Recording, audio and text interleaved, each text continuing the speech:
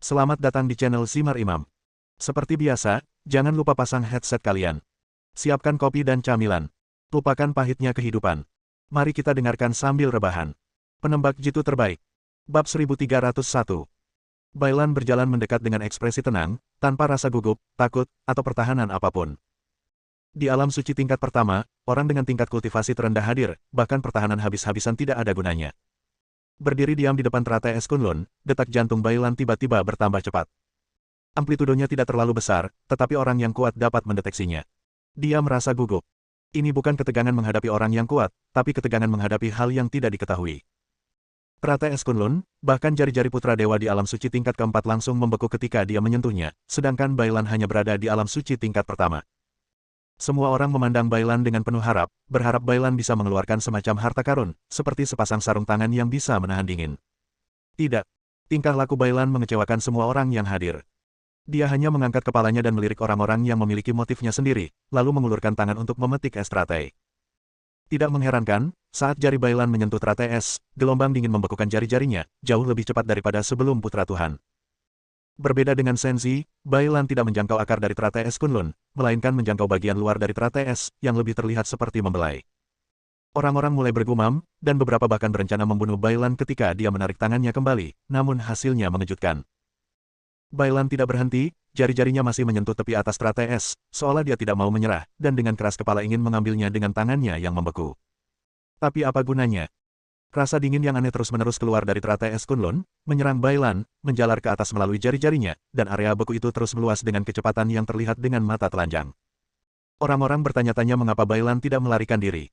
Apakah karena dia tidak memiliki kemampuan atau dia mencoba mencari kematian? Jauh sekali. Lian bergerak sedikit, tapi kemudian berhenti, terlihat sedikit ragu. Kaisar pertama, sang penyihir, angkat bicara, sepertinya kamu tidak mencintainya sebanyak yang kamu kira. Lian tidak berkata apa-apa. Enchantress mengalihkan pandangannya ke Bailan, yang benar-benar membeku, dan bersenandung lembut, itu bagus, setidaknya seluruh tubuh tetap terjaga. Raja Sapi Hitam tidak bisa berkata-kata dan berkata, Raja Manusia, apakah kamu benar-benar tidak peduli dengan adik iparmu? Lian masih tidak berbicara. Raja Sapi Hitam ragu-ragu dan berkata, bagaimana dengan teratai es Kunlun? Haruskah kita mengambilnya? Lian masih tidak berbicara, tapi ada senyuman di bibirnya. Di seberangnya, sekelompok ahli, termasuk Senzi, menatap teratai es Kunlun di bawah jari Bailan, bersemangat namun tabu. Senzi bahkan bercanda, apa kalian semua tidak menginginkannya? Ayo coba. Tidak ada yang bergerak. Cuma bercanda, siapa yang sebodoh itu? Kecuali ada cara untuk mengatasi flu tersebut. Apakah kamu ingin mencobanya? Senzi memandang pria pirang yang berlutut di tanah. Jika pria pirang itu benar-benar memiliki kemampuan untuk memetik teratai es Kunlun, maka dia tidak akan keberatan membiarkannya mencobanya. Bagaimanapun, pria pirang itu terluka parah dan tidak ada ancaman baginya. Pria pirang itu ragu-ragu dan berkata, oke, biarkan aku pergi dan aku akan mencobanya.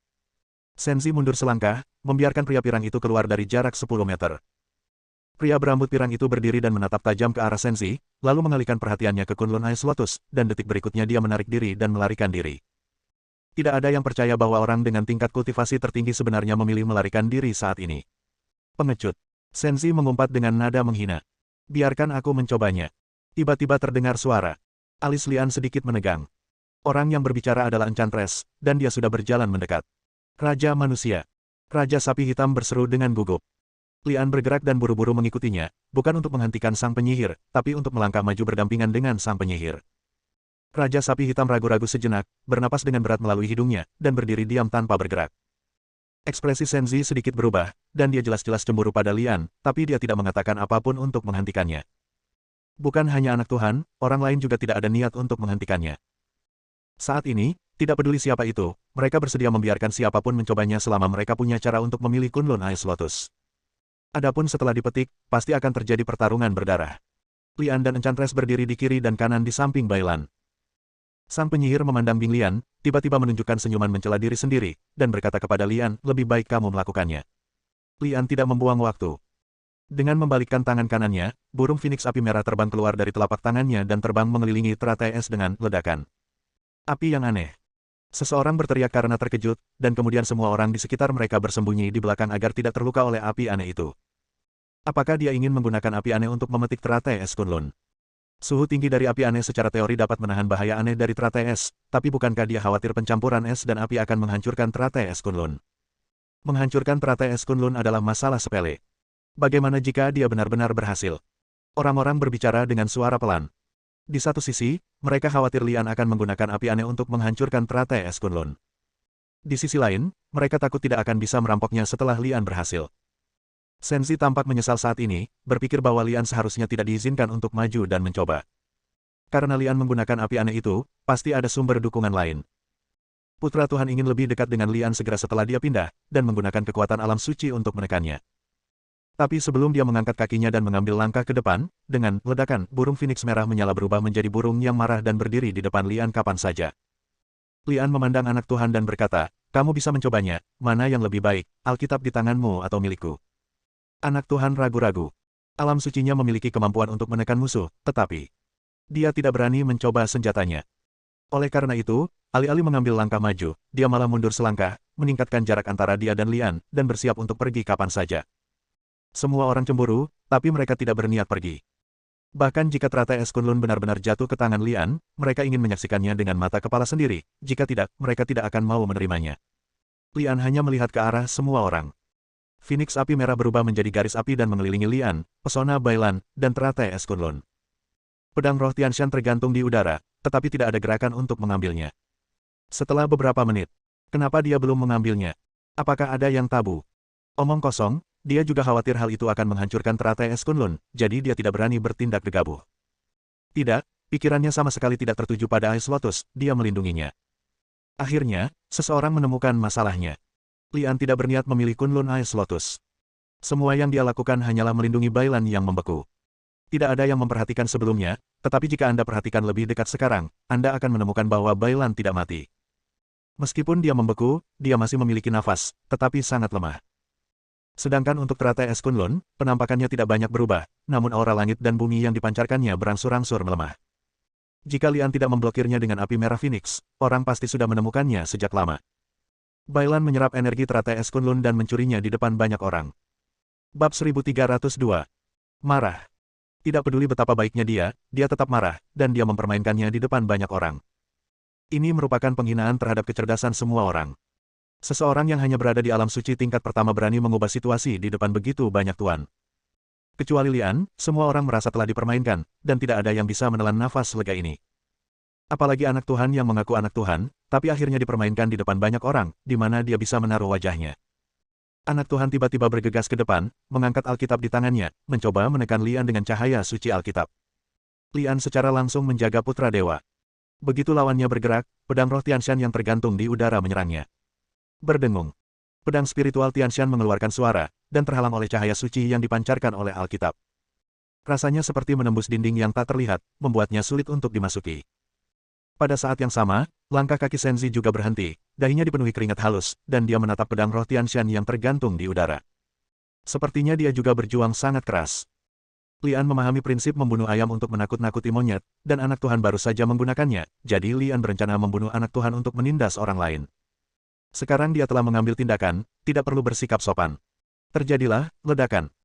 Phoenix api merah yang awalnya melindungi Bailan tiba-tiba menyerang putra Tuhan, dan kekuatan panas merah yang kuat menyusutkan cahaya suci yang dipancarkan oleh Alkitab hampir setengahnya.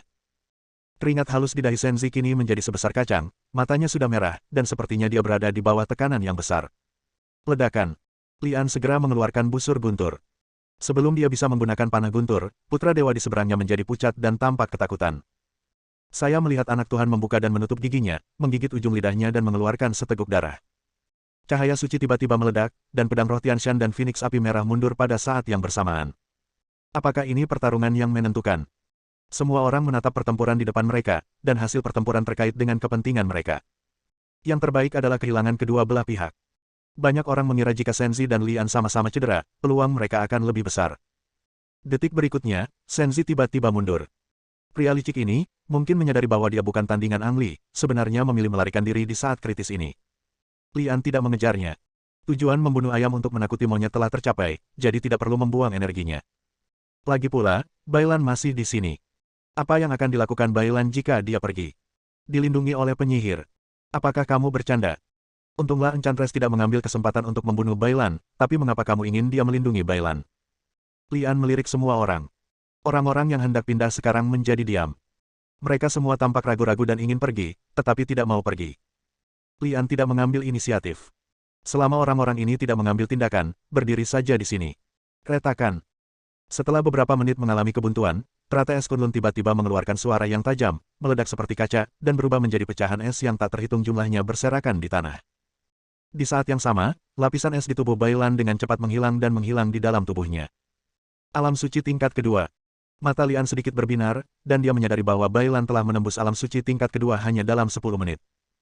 Yang penting kekuatan teratai es Kunlun belum sepenuhnya tercerna, saat ini ia terkondensasi di dalam tubuhnya dan akan membuatnya semakin kuat seiring berjalannya waktu. Sedangkan untuk teratai es Kunlun yang rusak, itu hanyalah sisa. Hati-hati. Bailan berseru. Gumpalan api es keluar dari serpihan es dan menghantam Lian. Pemandangan yang tiba-tiba itu membuat orang lengah. Api es itu begitu dekat sehingga sulit untuk dicegah.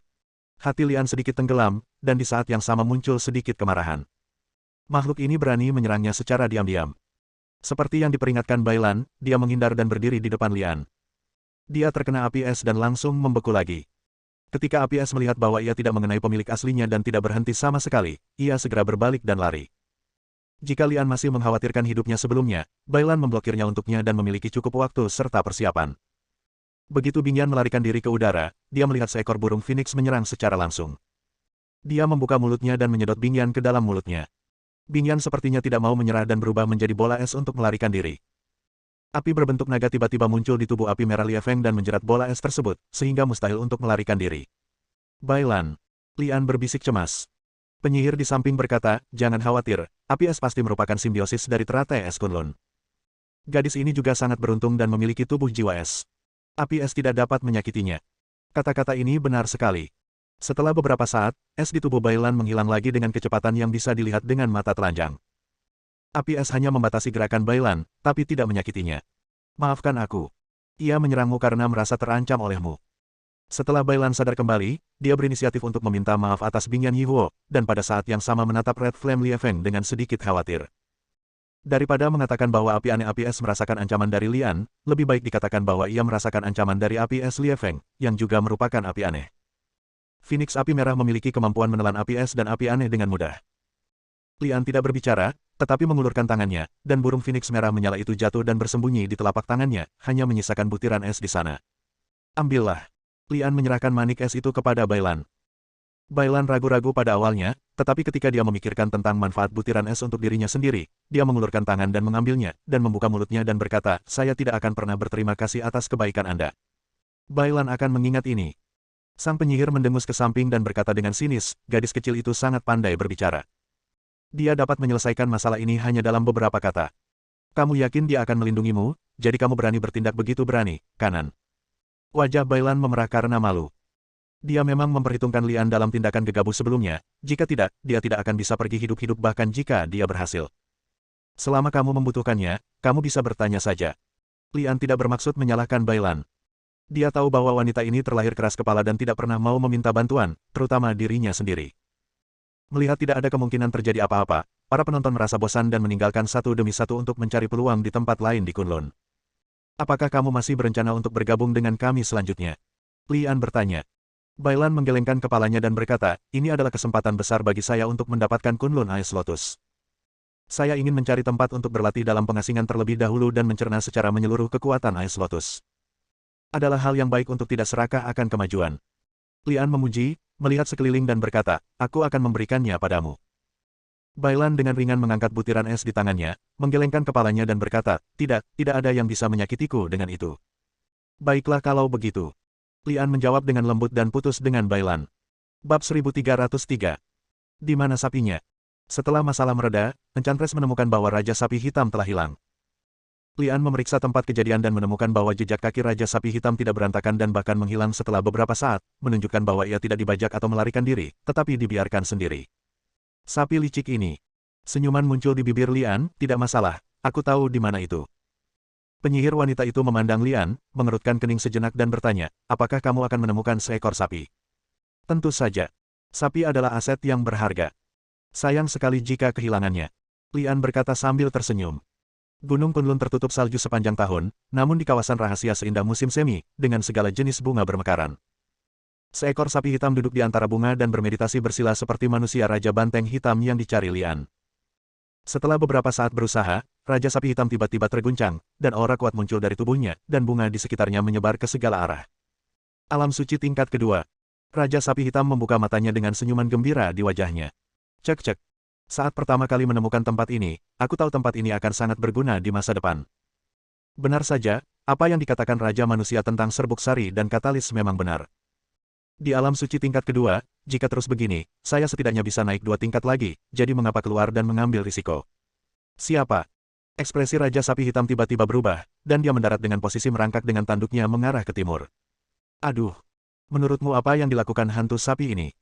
Ternyata ada tanah suci untuk bercocok tanam yang tersembunyi di Gunung Kunlun. Saat kata-kata itu terucap, seekor ular piton raksasa terlihat berenang di antara bunga-bunga. Ia berdiri tidak jauh dari Raja Sapi Hitam dan menjelma menjadi seorang pria parubaya yang tampak muram tanah dengan rasa jijik. Alam suci tingkat ke-8. Anggota tubuh Raja Sapi Hitam gemetar dan dia langsung jatuh ke tanah.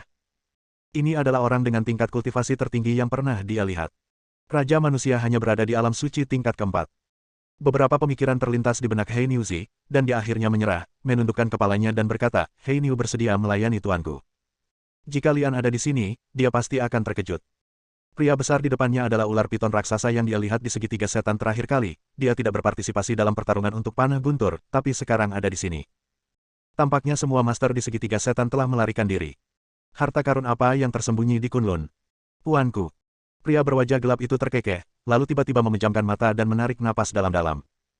Bunga-bunga di mana-mana menjadi berantakan, dan dalam sekejap mata, semua bunga layu. Jantung Raja Sapi Hitam berdetak kencang ketika pria jahat itu tiba-tiba menyerap seluruh energi di sini. Sangat disayangkan jika dia ingin menerobos ke alam suci tingkat 8, dia membutuhkan lebih banyak energi di alam rahasia ini hanyalah setetes air dalam ember baginya. Pria berwajah seram itu membuka matanya dan menatap ke arah Raja Sapi Hitam, dan mencibir, beri aku alasan untuk tidak membunuhmu. Raja Sapi Hitam memutar matanya dan berkata, saya tahu di mana Anda bisa membuat terobosan. Oh. Pria berwajah gelap itu tiba-tiba menunjukkan sedikit kegembiraan. Tuan, jika Anda tidak keberatan, izinkan saya melayani Anda. Saya bersedia menjadi budak seumur hidup saya. Dapat dikatakan bahwa Raja Sapi Hitam tidak memiliki integritas moral sama sekali untuk dapat bertahan hidup. Cekikikan. Pria berwajah gelap itu hanya bisa mencibir. Dia tidak membutuhkan budak, tapi peluang dan terobosan. Pria jahat itu telah menahannya sejak lama dan akan menantangnya begitu dia menerobos lagi. Oke, bawa aku ke sana. Perintah pria berwajah gelap itu. Ya. Raja Sapi Hitam merasa tekanan di sekelilingnya telah hilang, dan kemudian dia bisa bangkit dari tanah. Pada saat ini, ekspresi pria berwajah gelap itu tiba-tiba berubah, dia berbalik dan berteriak, siapapun di sana, keluar dari sini.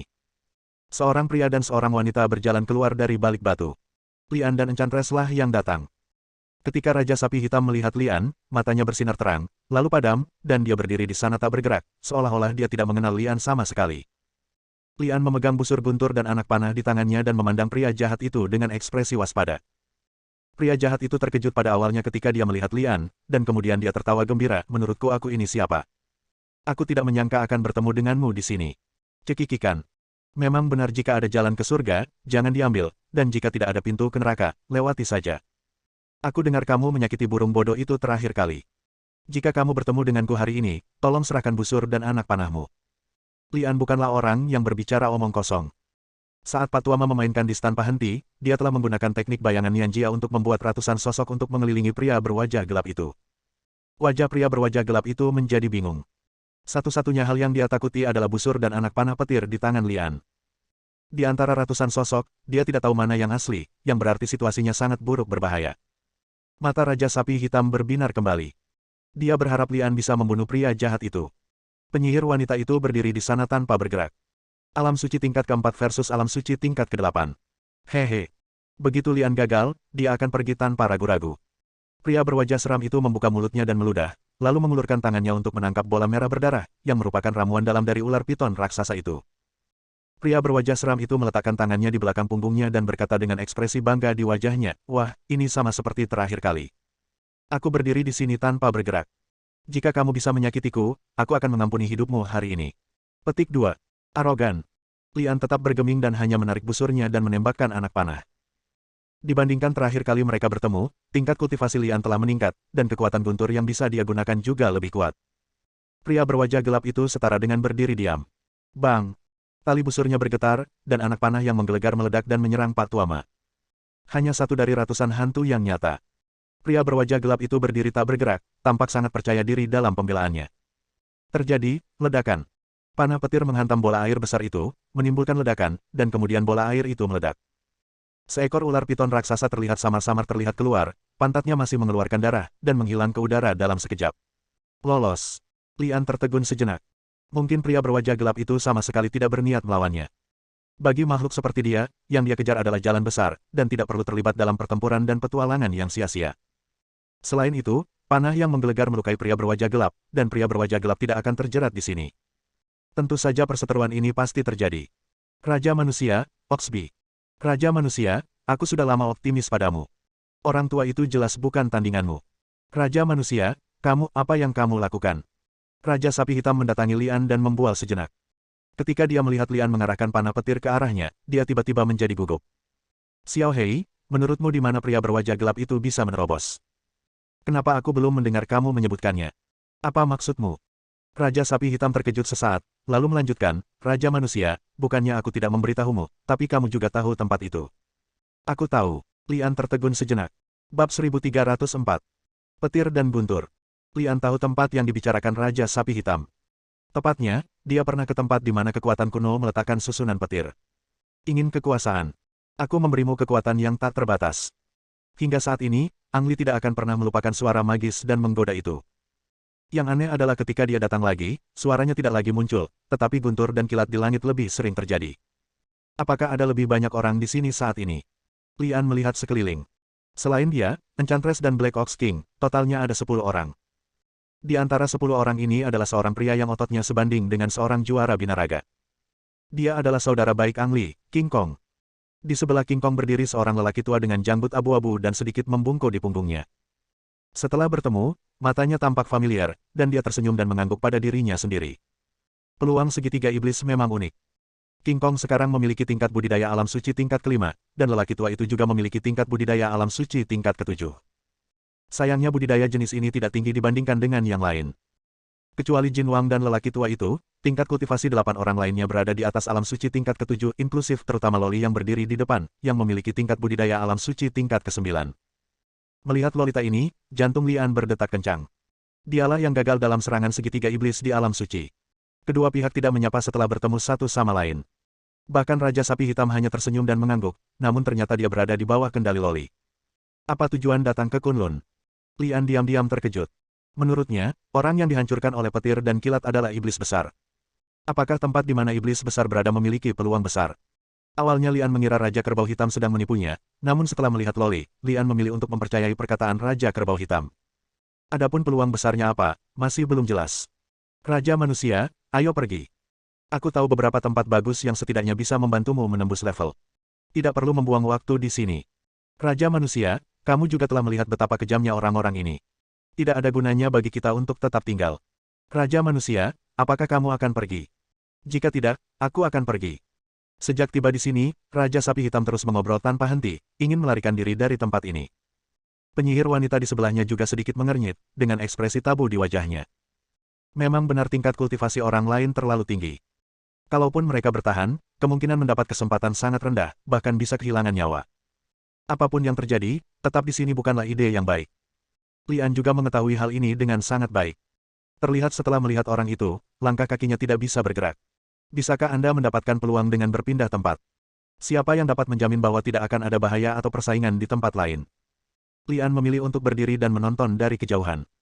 Bahkan jika dia tidak mendapatkan kesempatan, dia masih ingin tahu peluang apa yang ada di sini dan apakah dia bisa membiarkan orang tersebut menerobos ke alam suci. Inilah inti permasalahannya. Jika orang itu benar-benar menerobos ke alam suci, kemungkinan besar struktur dunia akan berubah, itulah sebabnya Lian memilih untuk tetap tinggal. Loli berdiri di tepi formasi guntur, mengangkat tangannya dari waktu ke waktu seolah mempelajari formasi tersebut. Jika Anda ingin mendapat peluang besar, Anda harus memecahkan susunan petir ini terlebih dahulu. Tanpa peringatan apapun, Loli, yang membelakangi Lian, tiba-tiba menghilang dari tempatnya dalam sekejap, dan ketika dia muncul kembali, dia sudah berdiri di depan Lian. Berdebar. Raja Sapi Hitam menekuk kakinya dan berlutut di tanah. Kepala banteng itu menempel di tanah dan dia tidak berani membuka matanya untuk melihat. Tubuhnya gemetar. Sapi yang tidak berharga. Lian mengutuk dalam hatinya. Faktanya, hal ini tidak bisa disalahkan pada Raja Kerbau Hitam. Alasan utamanya adalah tekanan yang diberikan Loli pada Raja Kerbau Hitam terlalu besar. Jangan lupa, Loli cantik dan cantik ini sebenarnya adalah binatang buas. Bahkan sang penyihir mengambil langkah mundur, secara naluriah menjauhkan diri dari Loli, tetapi dia juga memiliki naluri untuk bertarung, yang hanya membuat Loli merasa jijik. Alam suci tingkat keempat, bertarung melawan kekuatan yang sangat dekat dengan alam suci ke atas. Tidak berlebihan jika dikatakan bahwa lawan dapat menghancurkan sang enchantress bahkan tanpa mengangkat tangannya. Oleh karena itu, Lian berdiri di sana tanpa bergerak, bahkan bersikap sangat tenang. Karena perlawanan tidak ada gunanya dan tidak bisa mengubah kenyataan di hadapan Anda, mengapa tidak bersantai sedikit? Lama tidak bertemu. Lian mengambil inisiatif dan memaksakan senyum. Penyihir wanita itu memelototi Lian, bertanya-tanya bagaimana Lian bisa tetap begitu tenang. Loli tersenyum tipis, tapi tidak berniat membunuh siapapun.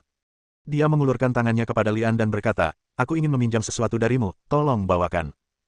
Ekspresi Lian sedikit berubah saat ini dan bertanya, "Maukah kamu membayarnya kembali?" Itu tergantung mood saya atau situasi saat itu. Loli tidak secara langsung mengatakan apakah akan membayarnya kembali atau tidak, tapi melanjutkan. Busur dan anak panahmu memiliki kemampuan menyerap guntur dan kilat. Mereka hanya akan menjadi lebih kuat setelah aku menggunakannya. Mata Lian tertuju pada formasi petir, busur dan anak panah petir adalah kunci untuk mematahkan formasi petir tersebut. Loli sebenarnya memintanya untuk meminjam busur dan anak panah, yang menunjukkan bahwa dia benar-benar memahami formasi tersebut. Samar-samar, Lian merasa bahwa peluang di bawah guntur dan kilat ada hubungannya dengan dirinya, atau lebih tepatnya, dengan busur dan anak panah guntur. Meminjam atau tidak meminjam bukanlah sebuah pertanyaan sama sekali. Bisa dibilang Ang Li tidak punya pilihan. Tangan itu sudah terulur, jika Lian tidak meminjamkannya, tangan itu akan bergerak. Jika jaraknya dekat, dapat dikatakan Lian tidak memiliki kemungkinan untuk bertahan hidup. Oleh karena itu, Lian dengan senang hati menyerahkan busur dan anak panah petir kepada Loli. Menurutnya, Loli adalah orang yang bisa dipercaya, dan setidaknya dia tidak akan tertarik dengan busur dan anak panah guntur. Kalau tidak, dia tidak akan melepaskannya terakhir kali. Saat itu, jika Loli menginginkannya, akan lebih mudah mendapatkannya. Terima kasih. Loli tampaknya adalah orang yang sangat sopan iblis. Setelah mendapatkan busur dan anak panah petir, dia berbalik dan berjalan menuju formasi petir selangkah demi selangkah. Sang penyihir menghela nafas pelan di belakang Lian, "Kamu seharusnya tidak memberikan dukungan terbesarmu padanya." Raja Sapi Hitam juga berjuang untuk bangun saat ini, menatap ke arah Lian dan berkata, "Raja Manusia, tahukah kamu bahwa kamu sedang membantu pelaku kejahatan? Begitu orang itu mendapat kesempatan, apa yang akan terjadi pada kita di sini? Apakah kamu punya cara yang lebih baik?" Lian bertanya balik. "Penyihir, Raja Banteng Hitam. Apa yang harus saya lakukan sekarang?" Lihat saja dia menghancurkan formasi dan mendapat kesempatan. Setelah beberapa detik, sang enchantress tidak bisa menahan diri untuk tidak bertanya. Lagi pula, tidak ada yang bisa kamu lakukan, lihat saja. Lian bertindak sangat bebas dan mudah. Sebaliknya, Raja Sapi Hitam berkata dengan ketakutan, "Raja Manusia, menurutku kita harus mundur dulu. Sungguh, aku tahu beberapa tempat bagus. Kamu tidak akan menyesalinya." Ang Li tidak pergi, dia juga tidak membiarkan Raja Sapi Hitam pergi. Tidak peduli peluang apa yang ada di bawah guntur dan kilat, dia ingin melihatnya dengan matanya sendiri. Selain itu, busur guntur dan anak panah dipinjam oleh Loli, dan dia harus menunggu untuk mendapatkannya kembali. Yang paling penting adalah Lian memiliki firasat yang tidak jelas. Apa yang terkubur di bawah guntur dan kilat mungkin bukan kebetulan. Bersambung.